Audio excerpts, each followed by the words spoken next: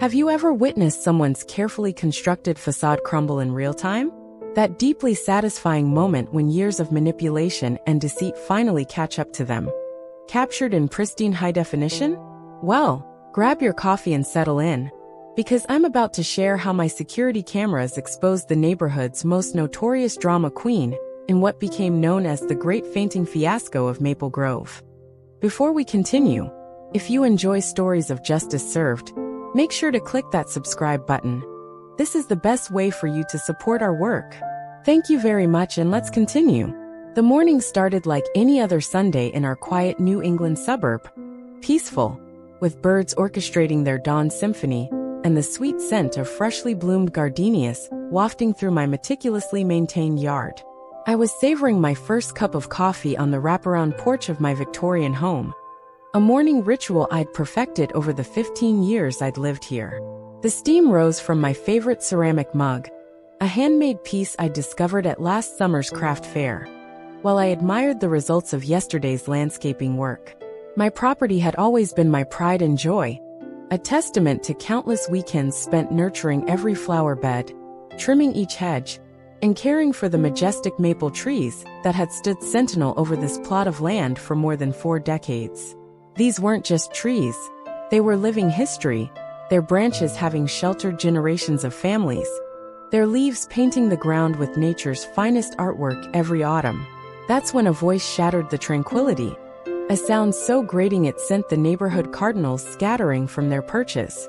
"Excuse me, your trees are dropping leaves on my driveway." The shrill accusation came from a woman I'd glimpsed around the neighborhood, but had never formally met.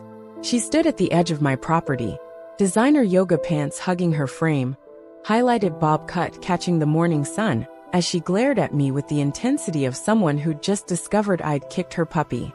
I would come to know her as Karen Morrison, though at that moment, she was just another face in our community of 300 homes. Setting my coffee down on the vintage side table I'd restored last spring, I took a deep breath, reminding myself of the meditation techniques I'd learned during last month's wellness retreat. "Good morning," I replied, keeping my voice steady and professional, a skill honed from 20 years of corporate conflict resolution. "I don't believe we've had the pleasure of meeting." "Save the pleasantries," she snapped, marching up my cobblestone pathway like she owned it. Her pristine white sneakers, which I'd later learn were some limited edition athletic wear that cost more than my monthly utility bills, clicked against the stones with militant precision. "I've lived here for 3 months, and every single day, I have to deal with your trees making a mess of my property." I noticed her left eye twitching slightly as she spoke, a tell I'd become familiar with over the coming months. It was the same twitch that would appear in countless security camera footage, always preceding one of her notorious performances. "Those maple trees have been here for 40 years, I explained calmly, standing up to meet her gaze. "They were part of the original landscaping when this subdivision was built, long before either of us moved in. The leaves are just part of nature's cycle." Karen's face contorted, as if I'd just suggested she should eat raw slugs for breakfast. Her perfectly manicured hands, fresh from the salon, judging by the gleam of the French tips, gripped her hips tighter. "Well, I've had enough. This isn't some forest cabin. This is a prestigious neighborhood. I demand you either cut them down, or pay for my weekly driveway cleaning service." The absurdity of her demand almost made me laugh, but years of dealing with difficult clients had taught me to maintain composure in the face of unreasonable requests. I explained that the trees were healthy, properly maintained, and well within my property lines. Just last month, I'd had Tom Bradley, our town's most respected arborist, perform a thorough health check on every tree on my property. "In fact," I continued, reaching for my phone to show her the arborist's report, "I have the documentation right here." That's when things took a turn for the theatrical, a performance that would have made silent film actresses proud. Karen's eyes began to roll back, fluttering like butterfly wings caught in a gentle breeze. Her right hand moved to her forehead with the practiced grace of someone who'd studied Victorian melodrama. "Oh my, I feel faint." Her voice trembled with carefully manufactured distress. The stress of dealing with these leaves, my heart condition, What happened next was a masterclass in calculated dramatics. With the precision of a professional stunt performer, she began to sway, her body moving in perfect arcs as if choreographed. Her descent to my lawn was so graceful, it would have made a ballet dancer envious. She even managed to position herself carefully to avoid a patch of morning dew, her body coming to rest in a picture-perfect swoon. What Karen didn't know, what she couldn't have known, was that 6 months ago, after a series of package thefts had plagued our neighborhood, I'd invested in a state-of-the-art security camera system. 4 high-definition cameras, equipped with motion sensors and night vision, covered every angle of my property. Each camera captured video in crystal-clear 4K resolution, with audio so sensitive it could pick up whispered conversations from 20 feet away. And at that very moment, every single camera was recording her Oscar-worthy performance. Instead of rushing to help her up, I calmly pulled out my phone and dialed 911, making sure to project my voice clearly, both for the benefit of the emergency dispatcher and my unexpected lawn ornament. "Yes, I need an ambulance immediately," I said, watching Karen's unconscious form from the corner of my eye. "A woman has just collapsed in my yard. She mentioned having a heart condition. No, she's completely unresponsive. Yes, I'll stay on the line until they arrive. Please hurry, given her condition, this could be serious." The effect was immediate and dramatic. Karen's eyes flew open like window shades snapping up, panic replacing her previously serene unconscious expression. "Wait, what are you doing?" she demanded, her composure cracking like thin ice under spring sun. "Ma'am, please don't try to move," I insisted, layering my voice with concern while holding up a hand in a stopping gesture. "You've just experienced a medical emergency. The ambulance is on its way. Given your heart condition, we really shouldn't take any chances. It's better to be safe than sorry, especially with something as serious as cardiac health." "I'm fine." She scrambled to her feet with the agility of someone who'd never had a health problem in their life, frantically brushing grass from her designer yoga pants. "I don't need an ambulance. Cancel it right now." "But you just fainted," I pressed, maintaining my worried expression while gesturing to the spot where she'd so carefully arranged herself. "And with your heart condition, we really should have you checked out. Plus, all of this has been captured on my security cameras, so the medical professionals can see exactly what happened. The footage might help them diagnose the underlying issue." The color drained from her face, a genuine reaction this time, as her eyes darted up to notice the cameras mounted strategically around my house. The realization that her performance had been documented in high definition seemed to hit her like a physical blow. Her mouth opened and closed several times, reminding me of a goldfish suddenly finding itself out of water. You recorded me?" The question came out as a strangled whisper. "Of course," I replied cheerfully. "I have to document everything for insurance purposes. Would you like to see the footage? It's really quite clear, especially the part where you check the ground before carefully lowering yourself. The audio picked up everything too, including your mention of the heart condition. I'm sure the paramedics will find it very informative." The distant wail of sirens chose that perfect moment to pierce the air, growing louder with each passing second. Karen's eyes widened in panic as she realized her performance was about to have a much larger audience than intended. The thought of having to explain her miraculous recovery to medical professionals seemed to break through whatever remaining composure she had left. "This isn't over," she hissed, jabbing a perfectly manicured finger in my direction before turning on her heel.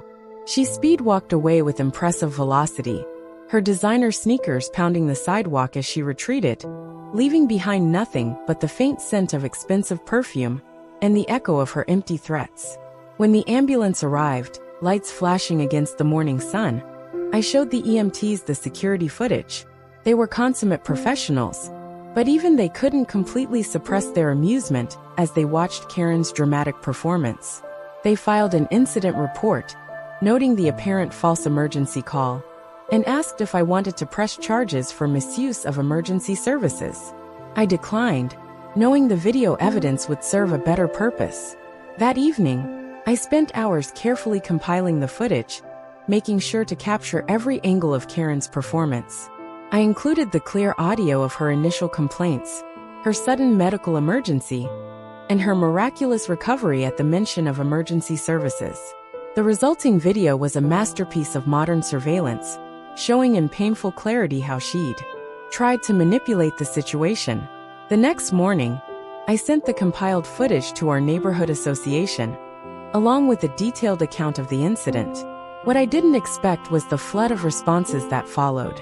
It turned out Karen had been remarkably busy during her 3 months in our community, leaving a trail of theatrical performances that would have made a soap opera writer blush.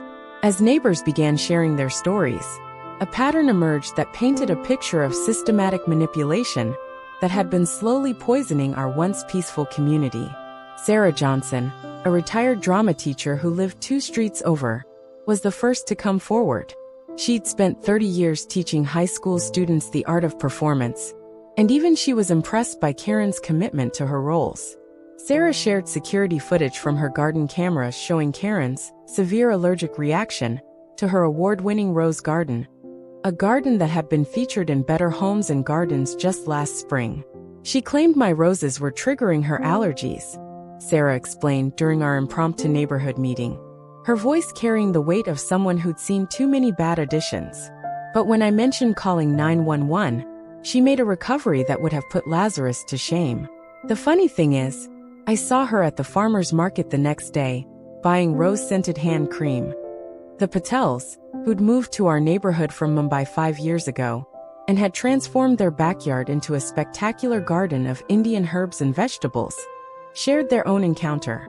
Their security cameras had captured Karen's asthma attack, supposedly triggered by their curry cooking, a convenient medical emergency that occurred right after they declined her demands to cook more American food. We've hosted our weekly neighborhood curry night for 4 years now, Raj Patel said, adjusting his glasses as he showed us his footage. Everyone loves it. Mrs. Henderson even asks for extra spicy portions.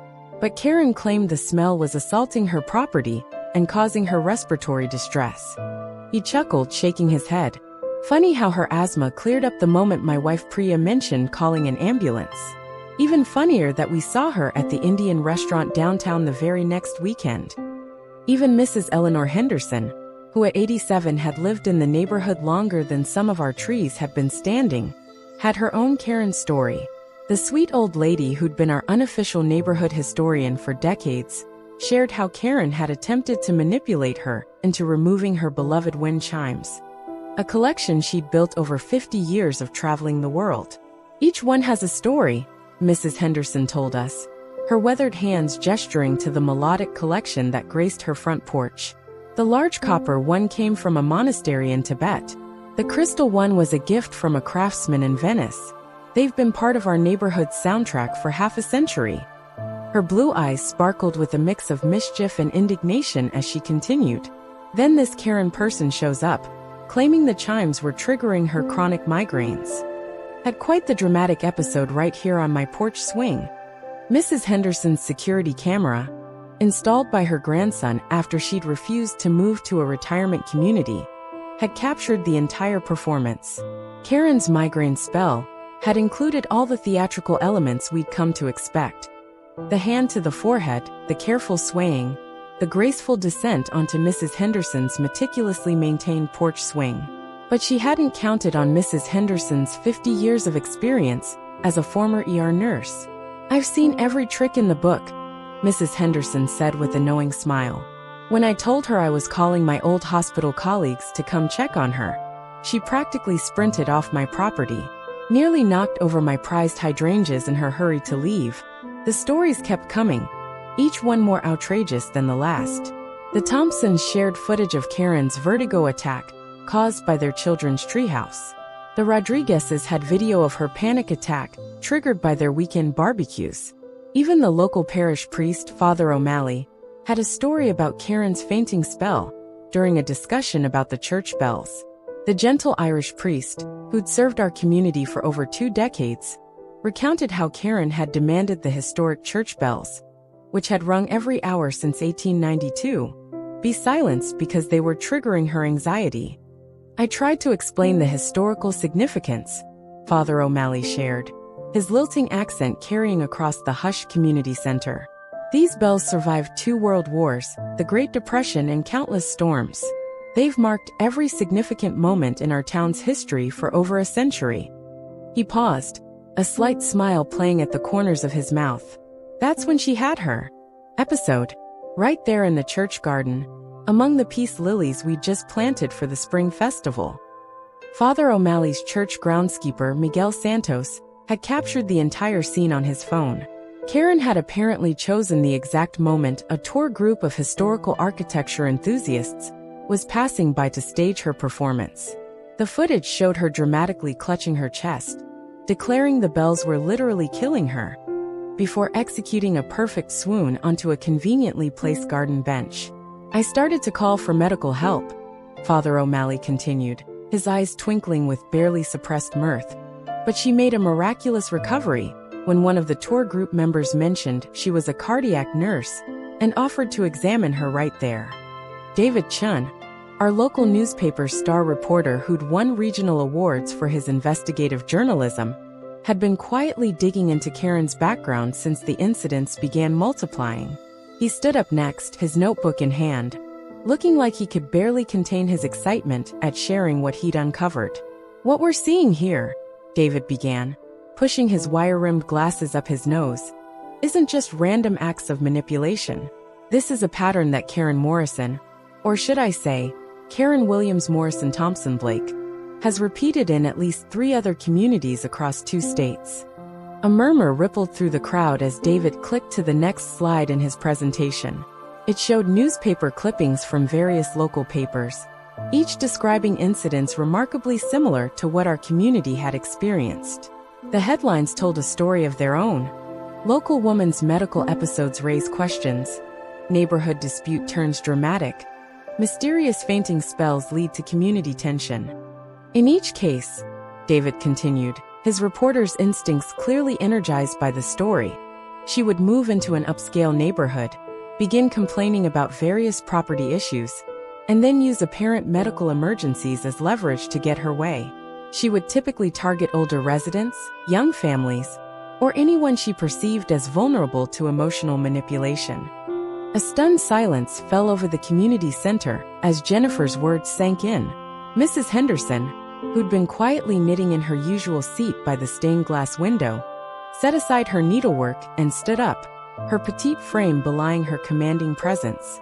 "That explains the odd phone calls I've been getting," she said, her voice carrying decades of wisdom. "Last week, a real estate agent I'd never heard of called to ask if I'd considered selling my home, claiming they had a motivated buyer willing to pay cash." She paused, her eyes narrowing, though they seemed less interested when I mentioned my grandson's cybersecurity firm had recently upgraded all my home's security systems. This revelation sparked a cascade of similar stories. The Patels had received mysterious letters suggesting their ethnic cooking might be hurting property values, followed by inquiries about whether they'd consider a generous offer for their historic Victorian. The Rodriguezes had been approached about selling their corner lot property after Karen's complaints about their weekend barbecues supposedly violating noise ordinances. Sarah Johnson had even been visited by a concerned neighbor, suggesting her rose garden might be a liability issue, followed by an unsolicited offer from a property management company. Tom Bradley, our town's arborist who'd been quietly observing from the back of the room, finally spoke up.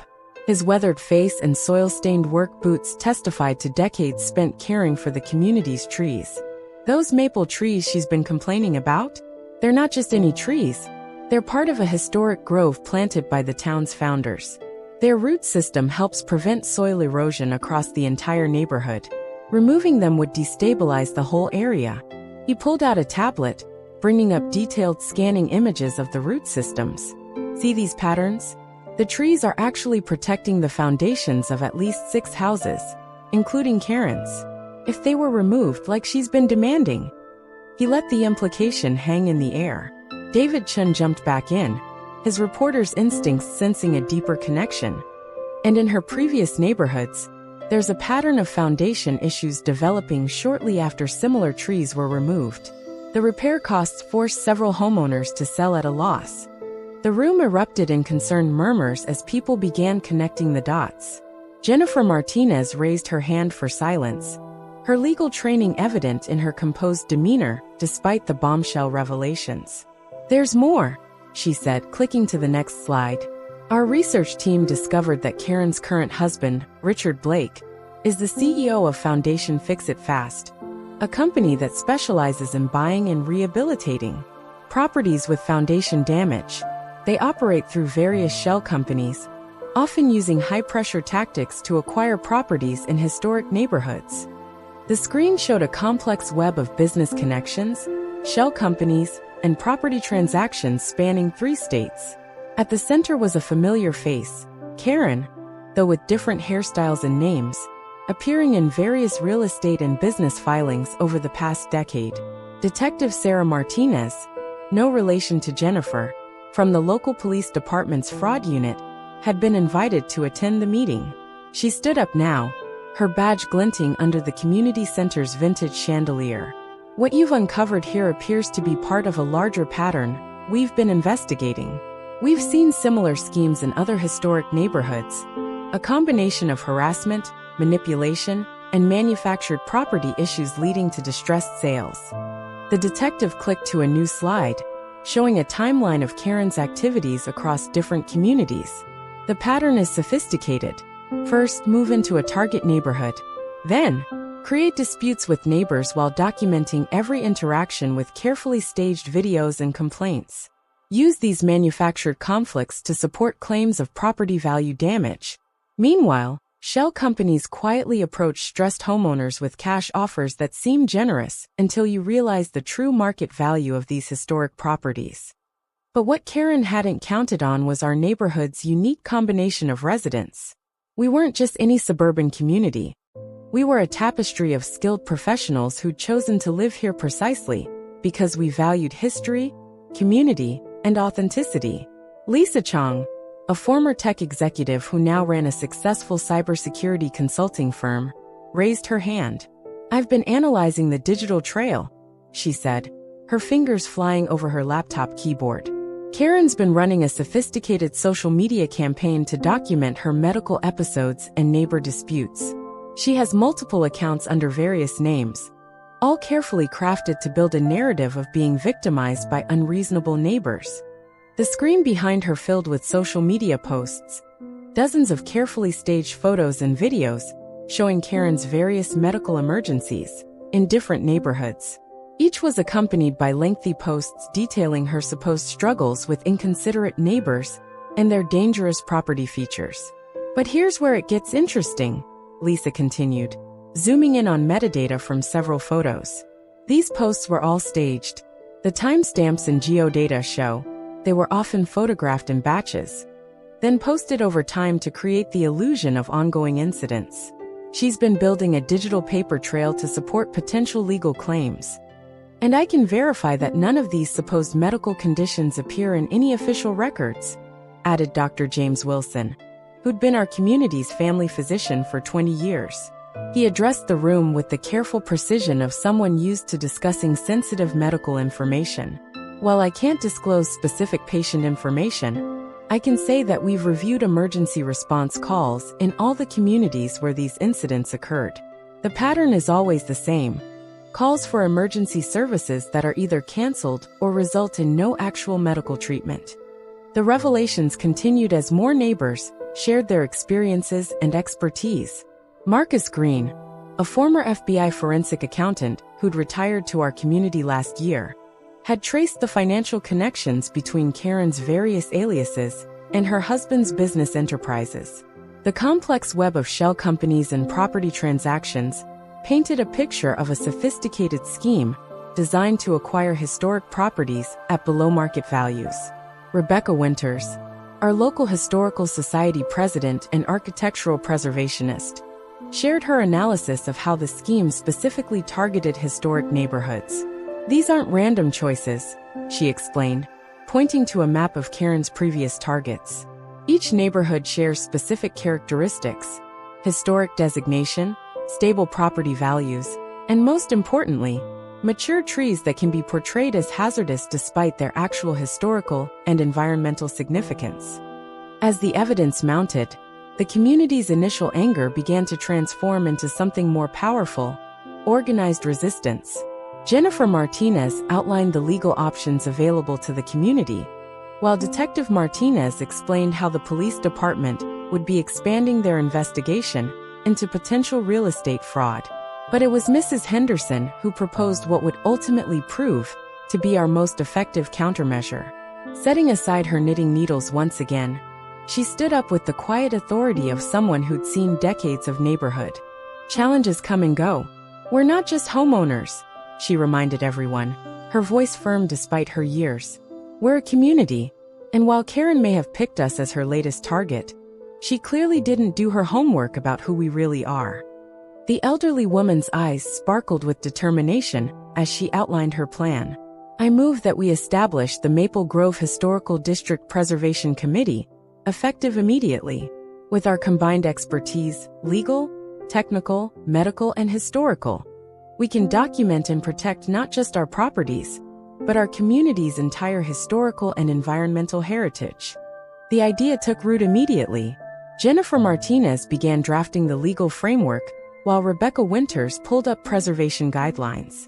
Lisa Chong offered to create a secure digital platform for documenting and sharing neighborhood incidents, while Tom Bradley volunteered to conduct a comprehensive survey of the neighborhood's historic trees. As the meeting continued late into the evening, the true strength of our community became clear. Each resident brought unique skills and experiences to the table, transforming what Karen had intended as a divisive scheme into a catalyst for even stronger community bonds. What happened next would demonstrate just how badly Karen had underestimated our neighborhood's resilience and resources. Over the next few weeks, our community's response transformed from reactive to proactive, orchestrated with the precision of a well-oiled machine. Lisa Chang's cybersecurity expertise proved invaluable as she established a secure neighborhood watch network that made Karen's previous documentation attempts look amateur by comparison. Every house in the community was outfitted with state-of-the-art security cameras, their feeds encrypted and stored on a private cloud server that Lisa personally maintained. The system was so sophisticated that it could detect patterns of suspicious behavior and alert residents in real time. "It's not just about catching her in the act anymore," Lisa explained during a follow-up meeting, her fingers dancing across her keyboard as she demonstrated the system's capabilities.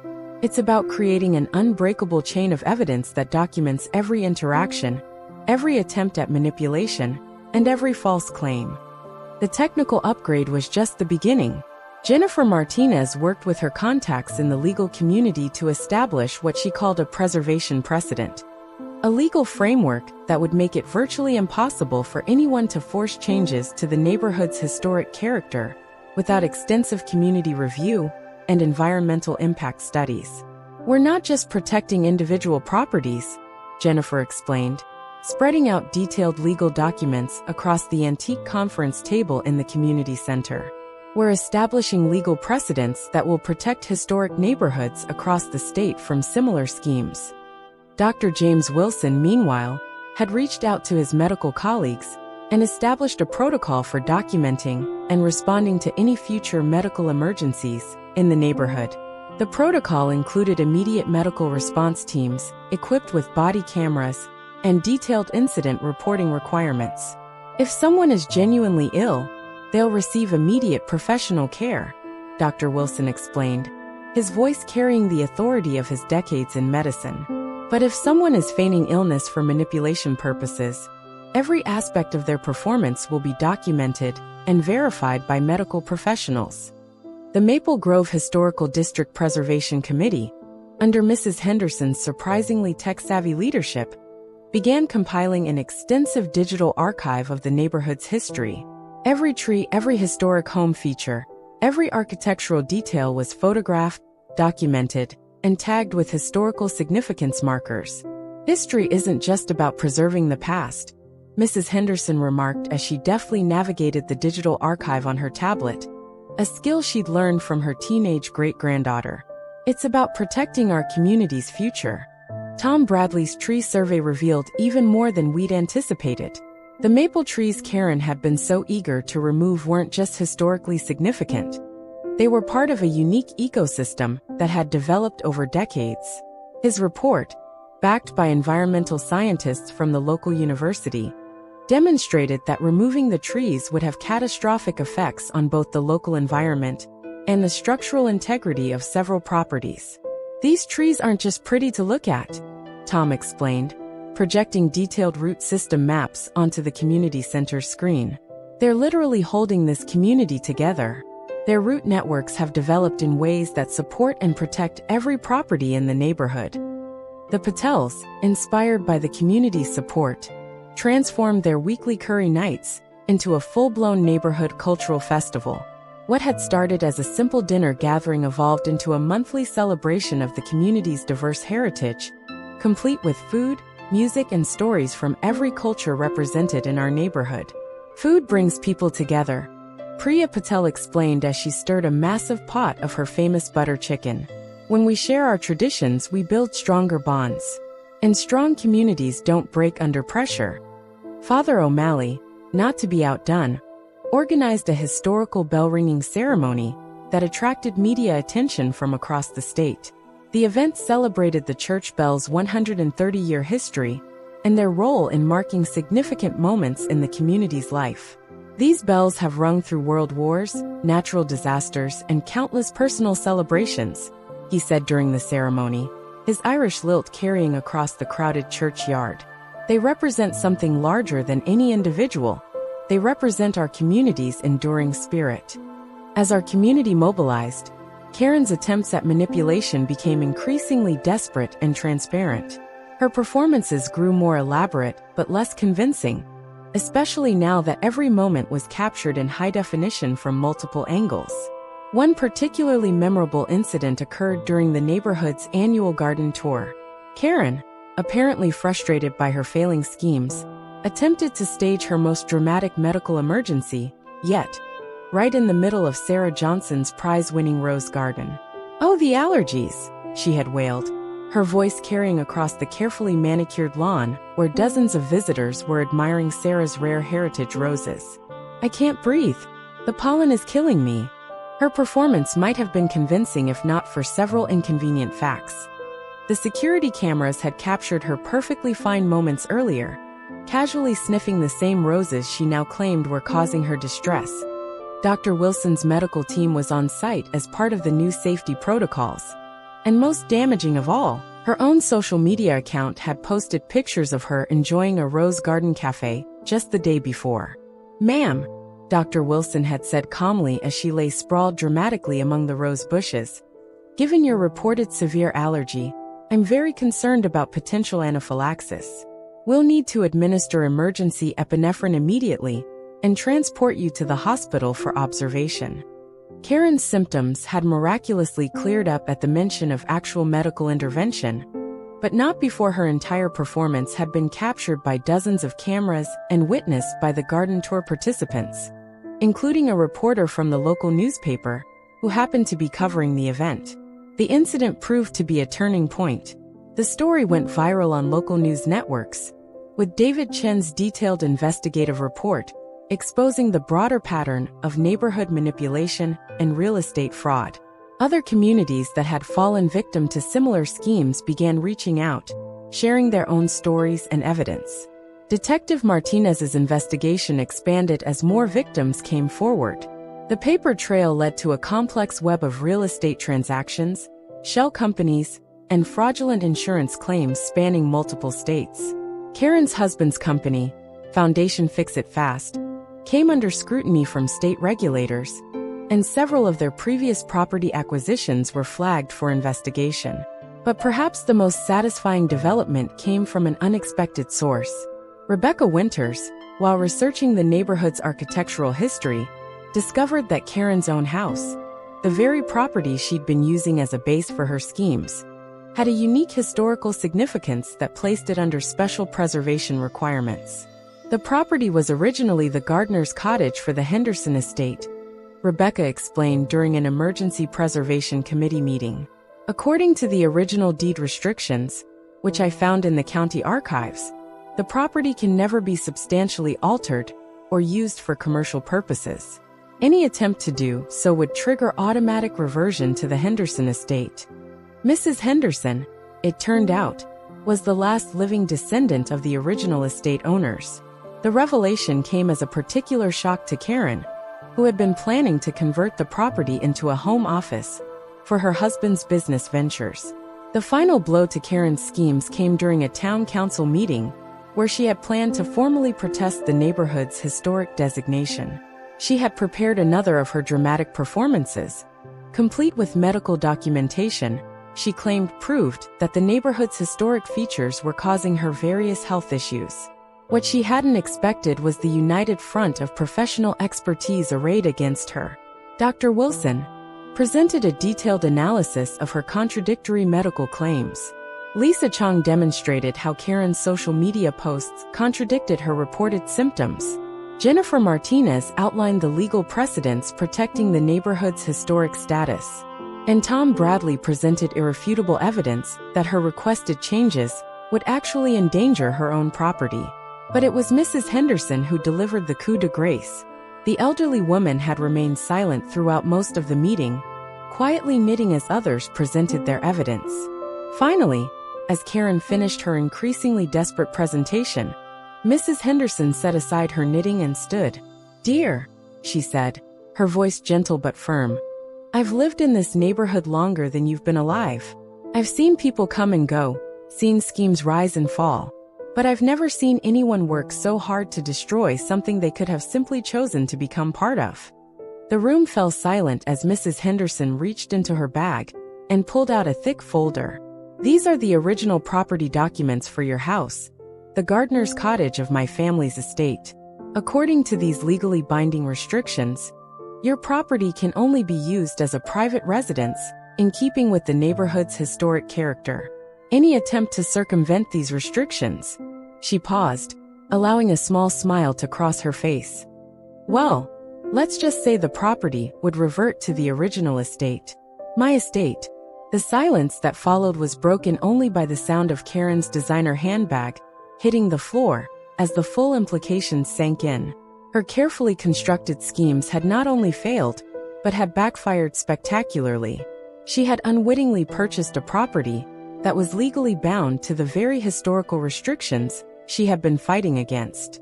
In the end, Karen's downfall came not from any single piece of evidence or legal action, but from her fundamental misunderstanding of what made our neighborhood special. She had seen our community as a target, a collection of vulnerable individuals she could manipulate and pressure into selling their properties. Instead, she found a tight-knit group of professionals who used their diverse skills and experiences to strengthen their community bonds. Within a month, Karen's house was on the market, listed at fair market value, as required by the property restrictions Mrs. Henderson had uncovered. Detective Martinez's investigation continued to expand, leading to multiple fraud indictments across several states. The Foundation Fix-It Fast company faced civil lawsuits from previous victims, and their business licenses came under review in multiple jurisdictions. Our neighborhood emerged from the experience stronger than ever. The security systems and community protocols developed to counter Karen's schemes became models for other historic neighborhoods facing similar threats. The Maple Grove Historical District Preservation Committee expanded its mission to help other communities protect their heritage and character. Lisa Chang's Secure Neighborhood Watch Network software was eventually adopted by historic districts across the country, while Jennifer Martinez's legal framework for preservation precedents became a template for protecting vulnerable communities from predatory real estate practices. But the most profound changes were the ones that transformed our community from within. The monthly cultural festivals that began with the Patel's Curry Nights expanded to include celebrations of every culture represented in our neighborhood. Mrs. Henderson's great-granddaughter, Sophie, a budding filmmaker, began documenting these gatherings for a documentary about community resilience in the face of attempted manipulation. What started as a defense against one person's schemes has become something beautiful, Sophie explained as she filmed the Rodriguez's teaching salsa dancing on their formerly controversial patio. We're not just preserving buildings and trees anymore. We're actively building and celebrating our community's living heritage. The historic church bells that Karen had tried to silence became the centerpiece of a new tradition. Father O'Malley worked with the Historical Society to create a unique bell-ringing pattern for different community celebrations. Births, weddings, cultural festivals, and other milestones all received their own distinctive chimes. The bells don't just mark time anymore. Father O'Malley explained during the first official community bell-ringing ceremony. They tell our community's ongoing story. He paused, his eyes twinkling. And yes, we did create a special ring for when manipulative neighbors move out. We call it the Karen chime. Though of course, that's just between us. Tom Bradley's tree preservation work led to an unexpected discovery that made national headlines. The root system of our neighborhood's maple trees, which Karen had tried so hard to have removed, turned out to be part of a rare underground fungal network that helped trees share nutrients and information. A so-called wood wide web that scientists have been studying for years. These aren't just individual trees, Tom explained to a fascinated group of graduate students who'd come to study our neighborhood's unique ecosystem. They're part of a living communication network that's been developing for decades. Damaging any part of it would be like cutting off a piece of the community's nervous system. The Patel's garden, which Karen had complained was too ethnic, became a teaching site for the local culinary institute. Priya began offering cooking classes that combined traditional Indian techniques with local ingredients, while Raj started a community seed exchange program that helped neighbors grow their own herbs and vegetables. Food tells stories, Priya said during one of her popular cooking demonstrations. When Karen complained about our cooking, she wasn't just attacking our meals. She was trying to erase our stories. Now, through these classes, we're not just preserving our traditions, we're sharing them and creating new ones together. Sarah Johnson's Rose Garden, the site of one of Karen's most dramatic performances, underwent a beautiful transformation. Working with Rebecca Winters and the Historical Society, Sarah discovered that her property had once been part of a Victorian-era healing garden.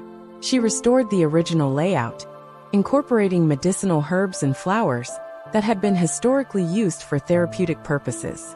It's ironic, Sarah mused as she led tours through her expanded garden. Karen tried to claim these plants were making her sick, but they're actually part of our community's healing tradition. Now we use this space for meditation groups, art classes, and actual therapeutic programs. Real healing, not fake emergencies.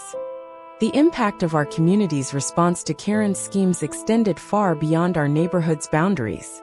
David Chen's investigative reporting on the incident sparked a national conversation about the vulnerability of historic neighborhoods to predatory real estate practices.